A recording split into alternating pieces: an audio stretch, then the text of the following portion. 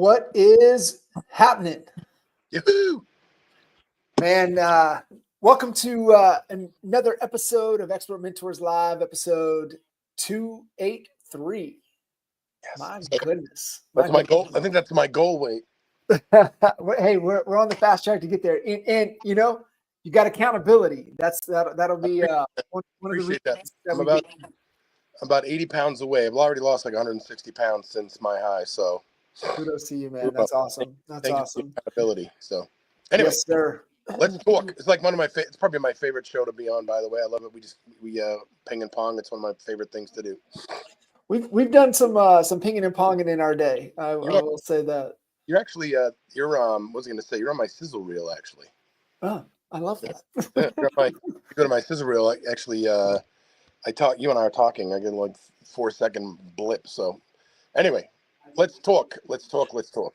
Well, greetings, my friend. Happy New Year. Great to be in, and you know, definitely love to dive into, you know, all things not true that real estate agents, specifically in general, love to tell themselves. And you know, you and I definitely, you know, can go down the mental rabbit hole of things, but you know, you look at just kind of where your expertise lies in a lot of areas, but where you can go extremely deep is definitely on the sales, the conversion side of things. I mean, shoot, you taught our entire organization. You taught Michael's entire organization. You were the first damn coach of Kinder Reese coaching. I mean, just your expertise and wealth of knowledge, especially around the conversion side of things, right? You start to look at, you know, traffic conversion, fulfillment, retention. There's a constraint somewhere.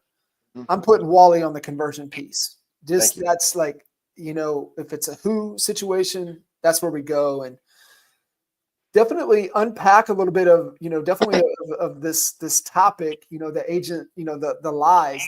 Let's start running down the list of lies that a lot of agents tend to tell themselves. I mean, you know, and we can just list them out first and talk about them. But, you know, obviously, hey, the leads suck.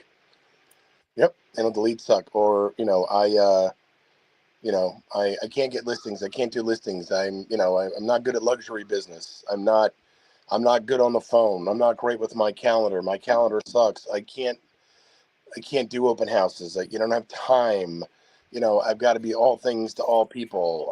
What else? What else do we hear from people all the time? Like, I can't afford coaching. I can't afford that.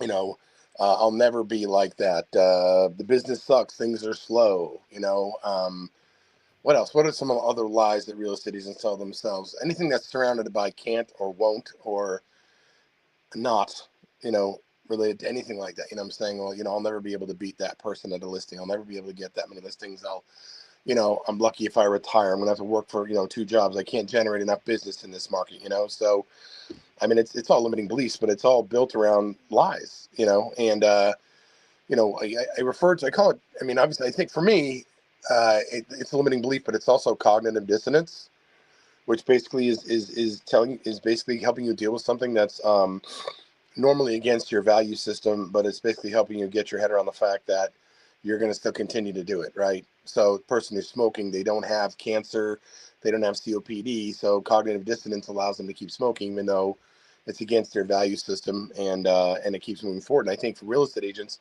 that's a big problem, a really big problem, you know? So let's, you know me, I like to get down to the source, right? Down to the root of it. Unpacking with Johnny. Let's unpack that, because that's a lot. And you know, you kind of wrote the book on this of where you got to get in you know, winning the battle in the head first before you can win the battle out in the trenches.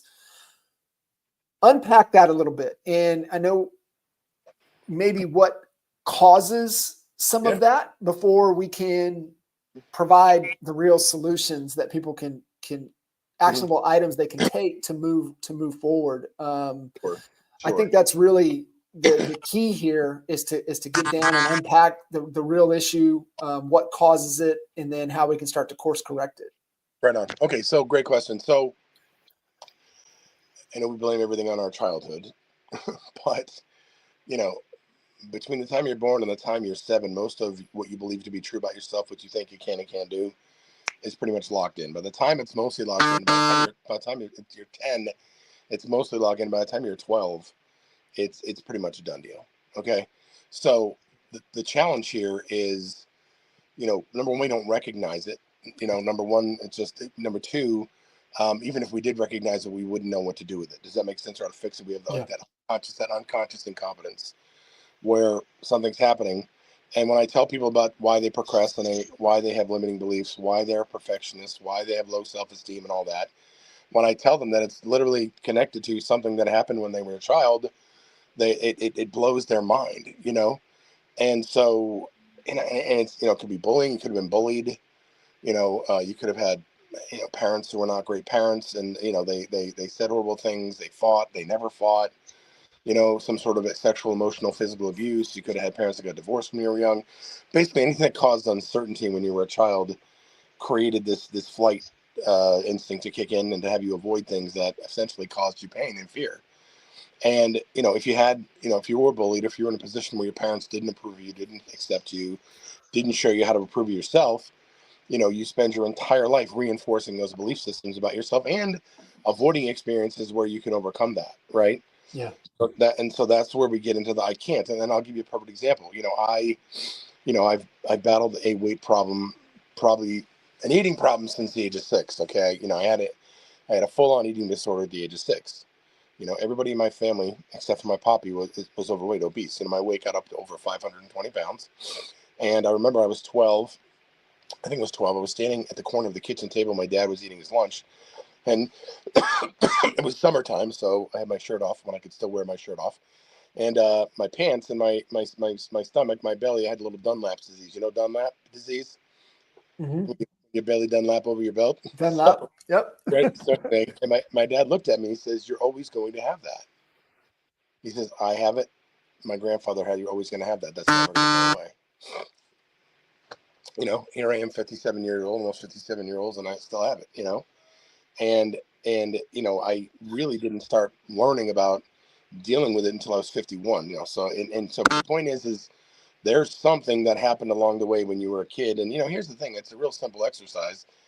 Go grab a couple of note cards or a couple pieces of paper and just write on it, you know, what is it that's causing me to procrastinate? What is it that's causing me to be a perfectionist? What is it that's causing me to have low self-esteem? And just keep one with you all day and one next to your bedstand. And I said, just keep writing things down. Your brain's going to send it to you, right? Because your ability to stop telling yourself those lies and start telling yourself the truth is really 100% predicated on you identifying what the source of that is. Okay. And so, and we're just telling ourselves, so we're saying the I can't and I won't just to protect ourselves. Does that make sense? Mm-hmm. You know, Don Wood, he's he's a counselor, he's a doctor, Dr. Don Wood. You should check him out. He's out of Florida. You know, he says it's interesting. He says, I don't believe in self-sabotage. He says what it is just your brain running to safety, your brain running to protect you, right? Mm-hmm. So when scary things come up, like picking up the phone or making phone calls or dealing with people you don't know how to deal with or dealing with objections or talking about money, your brain goes to the safest place it can, which is usually away from whatever that is, you know? And for those of you who want to start beating yourself up and saying shoulda, woulda, coulda, you know, here's another thing Don Wood tells us does. He tells the story, says there's these two sisters, a younger sister and an older sister. They're walking along and it's windy out that day and they look at a tree and all of a sudden the branch falls off. And the little sister said to the little sister, says, why do you think that branch fell off? And the older sister said it was always going to fall off based upon where it was planted. Right? How you are, where you are right now. It was meant to happen exactly the way it was meant to happen. Okay. And, you know, we all tell ourselves lies. I told myself, I mean, how do you like know that, you know, your dad died at 49 and you're on 400 medications, and how can you in good conscience put a whole pizza in your mouth? You know what I'm saying? I mean, we all did it, you know what I'm saying? But in order to get your business to the next level, you got to stop telling yourself these lies and blaming things on other people. Like you got to be radically honest with yourself and then take radical responsibility for making the change.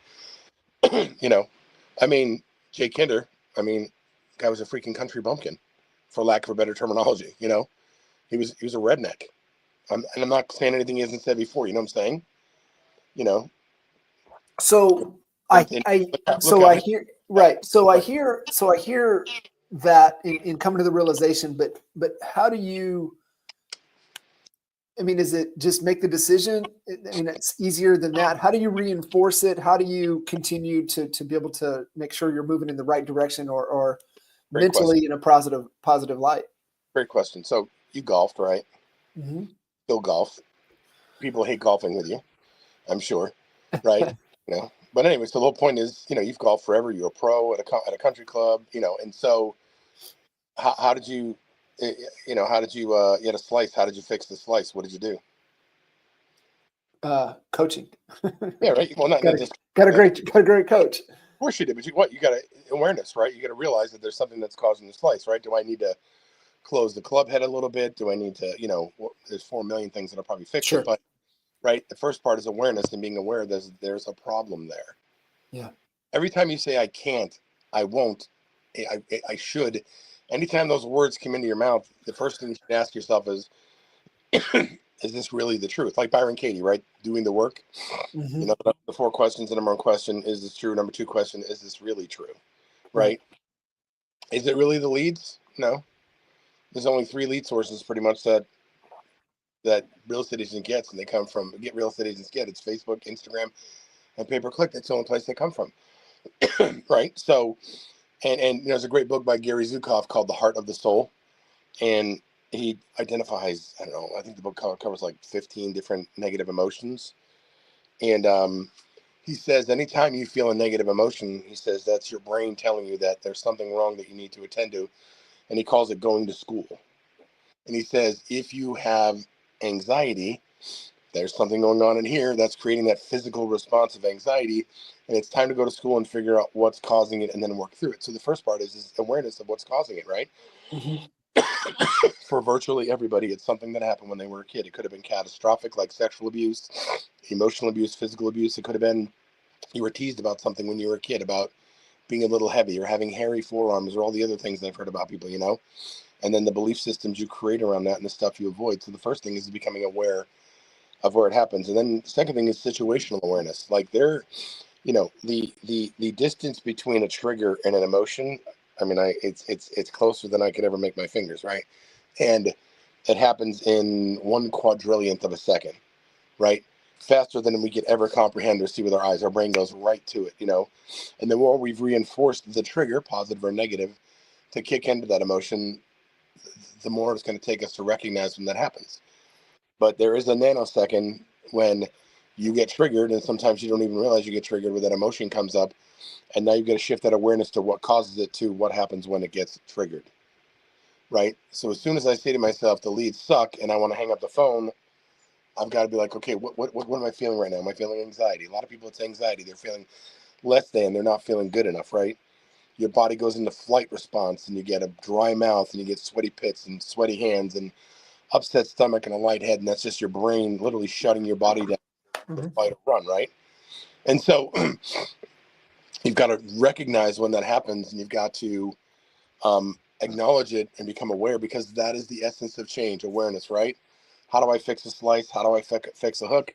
I got to know what's causing it, and then I've got to address it, right? So the big thing really comes down to mindfulness. Okay, I know you've experienced a lot of that. I mean, you've run thousands of miles. I'm sure your coaches taught you about mindfulness and keeping your brain on point and not going down the rabbit hole of whatever, right? Falling prey to to the belief systems or the stuff your brain's telling you where you can't, you shouldn't, just give up, right? So, and mindfulness is needs to be practiced prophylactically, meaning when you don't need it, and it also needs to be practiced at the point of attack. And what happens is when our brain, think about this, no one told us how to use our brain when we were a kid. So anytime an emotion came up, our brain did whatever it needed to do with it, right? So, it's got this protection mechanism, right? It's got this negativity bias. It's supposed to protect us from doing dumb stuff to kill ourselves, like Travis Pastrana jumping out of a plane without a parachute and then putting it on midair. Somehow he overrides that circuit. But the whole point is that, for everyone, there is a point where your brain is doing more than it should. I mean, it's literally supposed to keep you alive and keep you safe, and that's it. But what happens is when you get scared, it goes, okay, let me help you with that. Oh, you get worried. Okay, let me help you with that. You feel bad. Oh, let me help you with that. Now It's protecting you from things you don't need to be protected from, right? So the leads don't suck, or I hate when I get cold called, right? People are, I hate cold calling. It's really you just saying, I'm afraid to pick the phone up. I'm afraid of rejection. I'm afraid of not being good enough. Okay. And as soon as that comes up, you've got to acknowledge the feeling, and then you've got to work on being mindful. And so mindfulness is nothing more than stopping and identifying what that feeling is, and then closing your eyes and focusing on your breathing and just focusing on being in the present. That's it. Just focus on the here and now. If I think about the past and all the crappy things that happened, I get depression, I get anxiety, right? I think about the future and what could happen. I get fear. I get, anxiety and fear, right? Depression and sadness, fear and anxiety.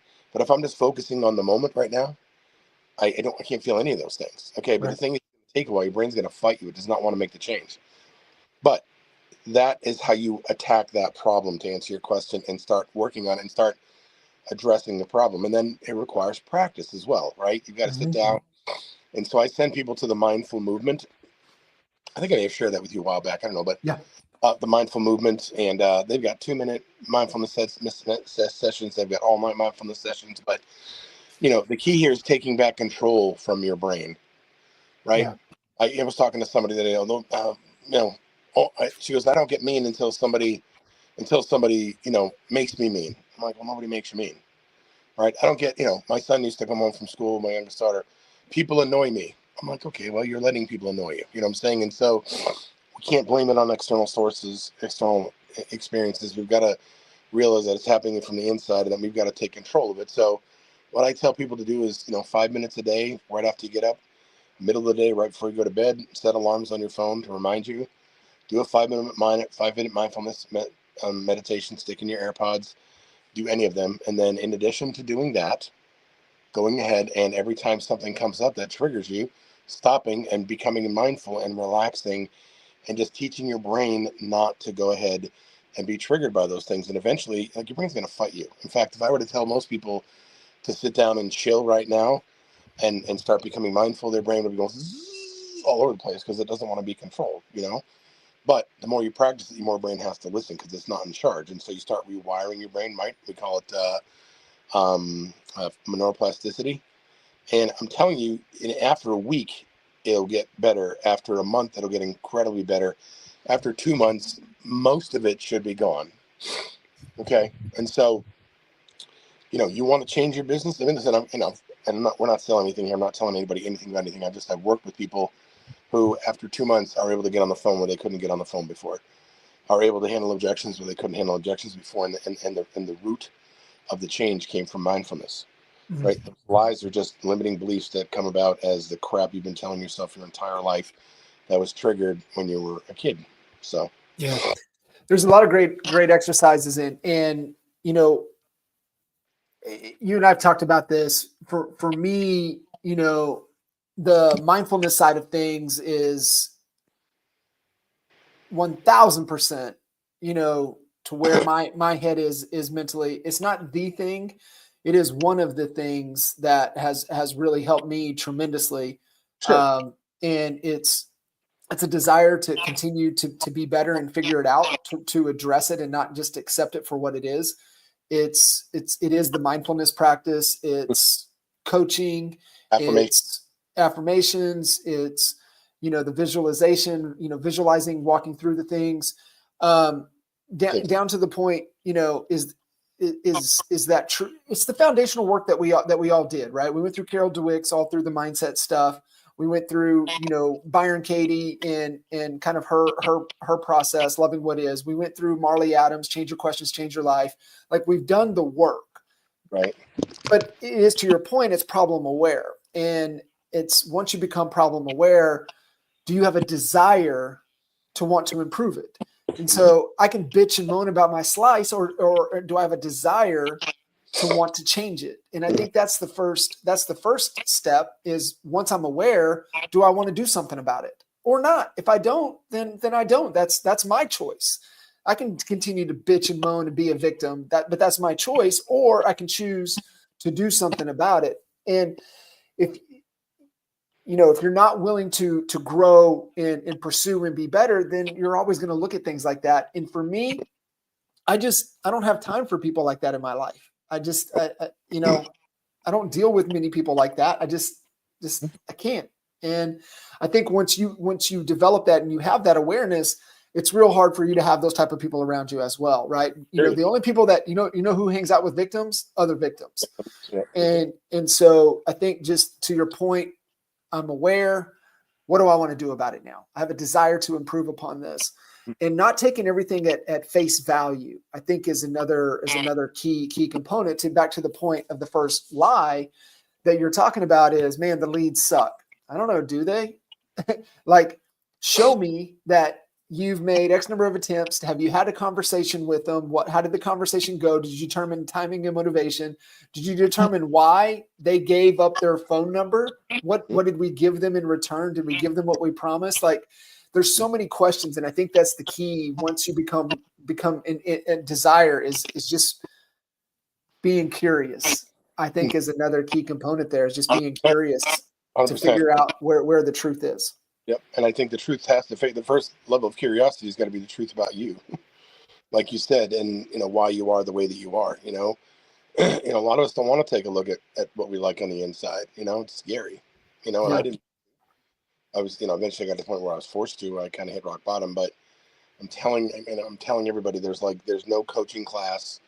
I've been to Tony Robbins out the wazoo. I went to Date with Destiny. I went to twice. I went to what do you call it? UPW twice, board breaking, firewalking, counselors. I've been everywhere. You know what I'm saying? I mean, I had a freak in my own chair in the principal's office in the elementary school. Like, I just been around enough people who give me enough guidance. But until I was willing to take that guidance and apply it and make the decision that I did want to become better and that I wanted to do something about it, nothing changed.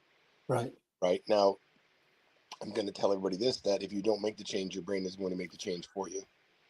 Because what do you mean by that? Well, because part of keeping you safe and part of keeping you alive is forcing you to gain clarity on things that you're unclear with. Part of it is forcing you to deal with things you haven't dealt with, right? Brain's a tricky thing, man. Its job is to keep you safe and alive. It'll allow you to go into shock to protect yourself, during really scary situations, put your body in a coma if you're really in bad shape. It'll do everything it can to protect you. Even to let you deny things, to not deal with things, push things down. But the cruel trick here is that while it's doing that, it's also going to make you bring it back up and deal with it. Something like trying to hold a ball under the water and letting it go, it's going to come up. It's always going to come up. Yeah. Right? If you're having trouble sleeping at night, if you wake up, like if you can't get to sleep or you wake up and can't go back to sleep, that's because you have unresolved issues that your brain is trying to work on while you're sleeping and it can't get it done. Mm-hmm. And the more you let things go by and don't deal with them, the worse they get. And the psychological proof is that eventually unresolved issues will turn into severe anxiety, severe depression, PTSD, and even suicide. Okay? And I'm not saying, I got that far, I got within an hour of that, but the longer you leave things unattended to, the worse they're going to get. Your call reluctance is not going away. Your relationship with the toxic person is not going to get better. You're not going to get healthier and lose weight. You're not going to stop drinking, stop smoking, stop having illicit sex, stop looking at pornography. You stop avoiding things. That's never going to happen until you make the change. Okay. And you can go to, AA is great. All kinds of programs. You got to go to those programs, but until you take the time to do the work inside yourself, like you were talking about, it's not going to change, and it's going to get worse. And you'll notice that fat people get fatter, right? Alcoholics historically, unless they get to some bad thing, they continue to drink more, right? You've seen drug addicts eventually gets to overdose. All that stuff gets worse because we have to work harder at pushing it down because our brain is working harder at making us try to deal with it. And so, you cannot be a successful real estate agent if you can't pick the phone up and talk to people. Yeah, everything has to lead to a conversation. It's the point. At some point, because the reality of it is, and you think about, the selling real estate is a high ticket item. Yeah. It's not something that you can buy on Amazon, and it's not a click and buy option. And as much as we hear people are going to do this, that it's always going to come down to a decision of trust. They need to have a conversation where with somebody that they value and they trust, that is going to guide them in the right direction. So we have to understand that that's not going to change. And so when you look at your marketing efforts and the things that you have, and even like looking at the leads, I want to keep coming back to this just because it's kind of leading the topic here. The leads suck. Well, with that, you have to understand, what did they feel they were going to get in return for giving you their phone number? They exchanged something of value to them, their phone number. They know. Here's the thing. We all know, if I put my phone number in for anything that I am trying to get back in value for what I want, I know I'm not an idiot. I know you're going to call me. I know you're going to ask. I know you're going to send me a message. I know you're probably going to drop a voicemail on me. Like, I'm not an idiot. I know if I give you my phone number that you're going to call me. Now, I don't have to answer it. I don't have to do anything with it. But there was a reason I gave that phone number, because there was something I wanted. And so when you're working opportunities and you're working leads, I think the first thing to go is, okay, what were they promised in exchange for giving us the phone number? And to me, then it's at that point, I'm trying to establish a connection.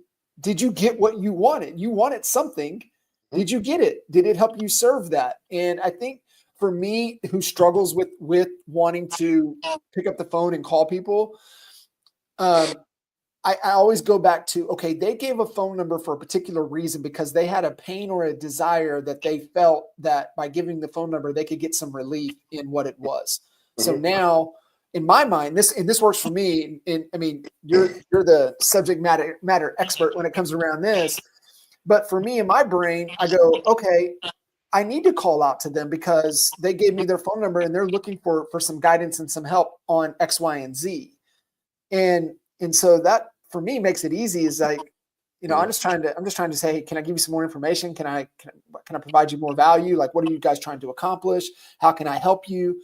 And I think that's kind of our whole default, where we fall back into the consultative side of things, is just like, dude, I'm just trying to figure out like what's your problem, and let me see if I can figure out a way to help you, overcome it and get there. Well, the data supports your theory. When a big purchase is being made, now the statistics from the company that came for, I forget who it was, but anytime somebody's making a purchase over $1,000, about 25% of millennials, baby boomers, and Gen Xers do want to talk to somebody. Okay. Now, they want to talk to somebody closer to when they're ready to make the decision, but we know they need to talk to us before that, sooner, to put them in line to be ready to do what they need to do, right? Like you said, buying a house is not add, water, and mix. It's not a click and buy. Once, no, pardon me, let me take that step back. When it comes to making a purchase, 25% of baby boomers, Gen Xers, and millennials want to talk to somebody. As soon as it gets over $1,000, there we go, then it's 50%. Okay. So once it becomes a high ticket item, roughly 50% of those, each three of those demographics want to talk to somebody. And the millennials, who are often maligned because of their lack of desire to talk to people, are the ones who want to talk to somebody the most, because they have the least life and business experience, right? So everything you said is 100% true. The other thing is that excuse me, is that if you don't call them, somebody else is going to call them and talk to them. They're going to buy a house, right? And here's the other thing, another statistic about the leads sucking. You know what? Only 2.4% of all internet generated leads will convert in real estate, right? The contact rate is about 10 to 15%, and you're going to sell, on average, 1 to 3 homes per deal, right? But even at $50 a lead, $100 is $5,000, right? The median sales price across the country is just under $4,000. All right, even at 2.5%, that's $10,000. That's still double what you paid for those 100 leads. Yeah. Now, you can get better at it as you do a better job converting, but you still doubled your money, which is, right? And it's usually better than that, because usually it's not going to be 1 out of 100. But if you average 2.5, even two out of 100, that's, you're going to make $10,000 on a, sorry, you're going to make, you're going to get 20 grand on a $5,000 investment, Right. That's all day long. Yeah. And if you can 4X your money, and that's, I think it's the same thing for you. Like, I tell people not to do anything unless they can 4x their money. You know what I'm saying? Yeah.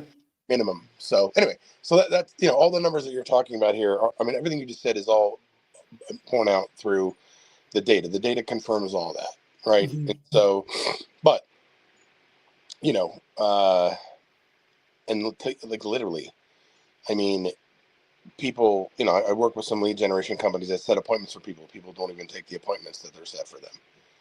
Right. What is so? Yeah, this is another fascinating thing. So I would love your take on this. I don't want to keep coming back down to the source, but some things to overcome. Source is important, dude. PB, Bet David shared an interesting statistic last week. It was after it was maybe the Tuesday. It was last Tuesday. It was the 21st. Is that he was talking to Tony Robbins? That was a couple of weeks ago. That was a fascinating conversation. Really fascinating conversation. And Bet David did the podcast after the inauguration on Tuesday, but he shared an interesting statistic. And he talked about consumption, and he talked about people's attention. And he gave a graph and a statistic from 1910 until today. And percentage of waking time humans spend consuming content. And he said learning, but it ain't really learning. It's really just like consumption. And my mind goes to okay, that's consumption. That's watching TV, that's reading, that could be learning, but it's probably a lot of noise, a lot of distractions, a lot of just stuff that's not serving you as serving us as humans. Mm-hmm. But in 1910, it was waking time. It was 10% of the waking time was spent learning it or in consumption. To today, waking time to today, 80%. Yeah. So let's think about that for a second. 168 hours in a week. Let's say you have 100 to 110 hours where you're awake. 80. So you're telling me 80 plus hours humans are consuming in some capacity, or watching TV, or glued to their devices. How do you break that attention, right? How do you break through that? And I know we're talking about, not even following up or taking the appointments. So when I see they're not doing the work, is because they're not doing the work because they're too busy consumed with noise and nonsense and things that aren't serving them. No, I agree. And here's the thing: some of that's net time, right? They're doing it while they're eating. Yeah. They're doing it while they're going to the bathroom. They're doing it while they're driving. You know what I'm saying? So just to be clear, because like, how can somebody take 80 hours a week? Like, well, I mean, and some people probably are sitting there. You know what I'm saying? But it's usually with meals and when exercising and going to the bathroom and driving, because it'd be impossible to consume all that and still be somewhat productive, be at work. So just know that, and some of this even happening when people are working. You know what I'm saying? They got the TV on in the background or something like that. But sure. So I'm gonna call it. It's just another. It's just may as well be an alcoholic, may as well be a drug addict, may as well be. It's procrastination, perfection, and it's an avoidance strategy. Yeah, that's all that it is. You know what I'm saying? There's a lot of people who are in a lot of emotional pain and want a better life for themselves, but don't know how to, or don't want to do the work to get out of the way of themselves. And so, I mean, look, I've death scrolled before. I've had tough times where I just sat there and looked at the computer, and we've all done it before. We're all human, but at some point, and I catch myself quite a bit now. I'm like, okay, this is Well, you're problem aware, right? So you have an awareness. Highly aware. Like I'll be scrolling. I'm like, dude, this is a waste of time. Put my phone down. Go do. And look, should you sit and watch the squirrel water ski? Yeah, absolutely. Right? Should you have some time where you're just letting your brain like chew gum for a little while? Right? I mean, that's what some of the stuff is, just chewing gum for your eyes and your brain, just to kind of keep it active. But the point is when you want more, when you want better, and this awareness comes up, you want to do it. But if I'm sitting there watching TV, if I'm desk scrolling and I'm putting in, I get bummed out when I see my, it says, your screen time for the week was 8 hours. I'm like, what? I know. I'm like, what? When did I spend 8 hours on the phone? But then I realized that I watch stuff on my phone for, I listen to training on the phone, or I have different apps where I listen to stuff. And so, but it's like everything else, man. Like, you've got to decide that you want something better for yourself. Not everybody's going to get a near-death experience. Not everybody's going to have a traumatic experience that's going to cause them, that's going to jar them into being awake, right? It's not going to be like a, God forbid, a car accident or a 9/11 or a near-death experience or, somebody cheating on you and trying to ruin your life. That's not going to happen for everybody. You know what I'm saying? You're not going to get that opportunity. So you've got to use the experiences that you've had so far and the fact that you are not going to get what you want in life unless you make changes. And, I don't know who said it, but they said, what did they say it was? Is that, I forget the word, but something is the man you are, something happens when the man you are meets the man you were meant to be. Mm-hmm. I forget what that word is, but basically that, like, when the person you are meets the person you were meant to be. And I did that. I met somebody who had the life that I wanted and had done the things that, and it was very eye opening, right? Yeah. I mean, it woke my ass up, what I'm saying? Because we were the same age, what I'm saying? And had many of the same opportunities. And this guy had the life that I wanted, not just monetarily, what I'm saying? And, where he lived and the time, freedom, and all that other stuff. So, that's what true pain, true fear. I don't know what the word is, but if you just Google when the man you are meets the man you're supposed to be, it'll tell you what it is. But that's when, that's when, like, when you get woken up, you know what I'm saying? It'll either wake you up or put you further back in the hole. If you choose, yeah. Mm-hmm. And so I think that then becomes, you have a choice, right? So you now go back to, wisdom and power, right? Now you have knowledge. Now you have an understanding. You have a visual. Now you have power, which is a choice. Do you want to do something about it or do you want to wallow in it? Right. And definitely electing to do something about it. And I think for me, once I can see it and can start to kind of put the pieces together, what is the process, right? Like what is the process? What is the work that if I can just consistently do the work, the results will take care of itself, right? Like I love, you look at greatness and you look at the one of ones, you look at the MJs, you look at the Kobe's, like they were obsessed with the work. They were obsessed with the process. And the outcome took care of itself because they did the work. Usually does, So right? as agents right now, what is the work? Like Right. what is like, hey, Wally, I get it. My mind is an issue. I'm working on that. I've got mindfulness. I've got awareness. I've created some great feedback loops.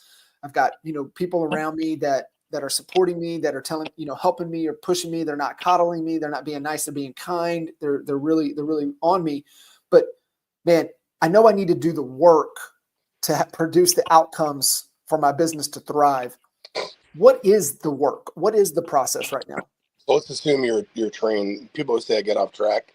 So let's just use the same metaphor. It's a train, right? You've got the mental, emotional, psychological side of the track, and then you've got the tactical and daily implementation side of the track. So on the psychological, mental, emotional, daily ritual side of the track, obviously, and then I think the easiest thing is just to go to Hal Elrod's book, The Miracle Morning, Mm-hmm. right? Just do that. The savers, the scribing, the affirmations, the visualization, the exercise, the reading, and then the silence, the mindfulness, right? That alone, I think, takes care of all that. I like to get my Jesus on. I like to read the Bible, but just doing what's in that book is important. Okay, if you did that every morning and put that hour in, that alone would keep you where you needed to stay on that side of the track.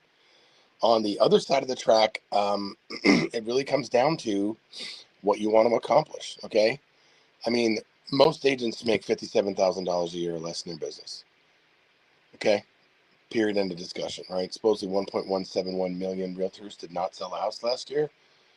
Okay, I mean, and that's what NAR put out there. So I mean, we'll have to take their word for it, but I've always maintained that it was a 90-10 business, but you got to do the things that make people successful. And here's a caveat here. You can look at Krista Mayshore. You can look at Ricky Carruth. You can look at, what's his name, who's in charge of success for Nick Baldwin and Tristan Ahumada. You can look at all these people who have had a tremendous amount of success, but the one thing that those people never told you is that at some point they were grinding, right? You need to have your morning rituals to take care of yourself, your mind, and then you've got a prospect on a daily basis, right? I mean, at a minimum, talk to 5 new people a day, better 10 people a day. The more houses you're selling, the fewer people you need to talk to. You still need to talk to 5 new people a day until you can pay somebody to do it. You should be talking to 4 to 5 past clients in Sphere a day, right? Get 250 people past clients in Sphere and talk to, text, or email, or leave voicemail messages and send a handwritten note to 4 of them a day. 62 working days in a calendar quarter. That means you talk to them and get a note out 4 days, four times a year. Okay. Go to training. Okay. And then go on appointments. Pick some pillars. What are you going to do? Open houses, expireds or transfer sell by owners, circle prospecting, and then, buy some Facebook leads. Great. Pick 3 or 4 pillars and work those pillars like crazy. Yeah. Like get in and just do the dang work. I was doing some training for somebody's team this morning, and the person's like, "Oh, it's so slow."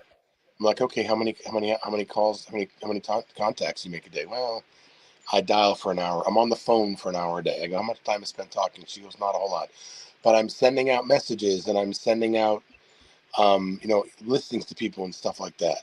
So how many engagements are you getting back? Well, How yeah, many people? Yeah. right, exactly. And so what I said to her is, "Let me ask you, married?" She goes, "Yeah."